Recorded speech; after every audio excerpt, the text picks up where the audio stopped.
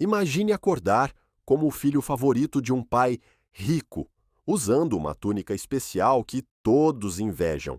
Agora imagine ser jogado em um poço escuro por seus próprios irmãos, vendido como escravo e passar anos em uma prisão injustamente. E no final dessa história, tornar-se o segundo homem mais poderoso do Egito. Parece roteiro de filme, mas essa é a história real de José. E o mais impressionante, tudo isso fazia parte de um plano maior. Fica comigo até o final, porque você vai entender como as piores situações da sua vida podem estar te preparando para algo extraordinário.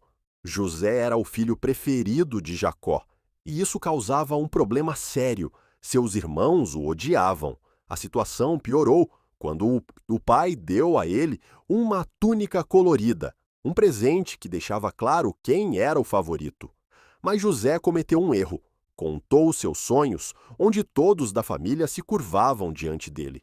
Imagine a reação dos irmãos. A inveja se transformou em ódio mortal.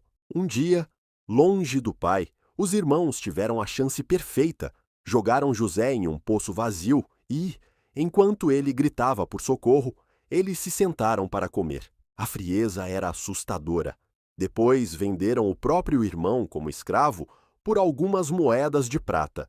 Pegaram a túnica especial, mancharam com sangue de animal e enganaram o pai, fazendo Jacó acreditar que José havia sido morto por uma fera selvagem. No Egito, José foi comprado por Potifar, um oficial importante. Mas aqui começa algo extraordinário. Mesmo como escravo, José prosperou. Tudo o que ele tocava dava certo, e Potifar percebeu isso. Logo, José estava administrando toda a casa. Parecia que as coisas finalmente melhorariam. Mas então veio outro golpe devastador. A esposa de Potifar tentou seduzi-lo várias vezes, e José sempre recusava. Um dia, ela o agarrou pela roupa, e José fugiu, deixando a capa nas mãos dela. Furiosa com a rejeição, ela mentiu, acusando José de ter tentado abusar dela. E José, mesmo sendo inocente, foi parar na prisão. Anos se passaram. Na prisão, José interpretou os sonhos de 2 funcionários do faraó. Ao copeiro, ele disse que seria libertado em 3 dias. Ele pediu: "Lembra-te de mim quando tudo estiver bem contigo." Tudo aconteceu, exatamente como José previu, mas o copeiro se esqueceu dele. Mais 2 anos de prisão injusta. Até que o faraó teve sonhos perturbadores, que ninguém conseguia interpretar. Foi quando o copeiro finalmente lembrou de José. Tiraram José da prisão e, diante do faraó, ele interpretou os sonhos. Viriam 7 anos de fartura, seguidos de 7 anos de fome devastadora.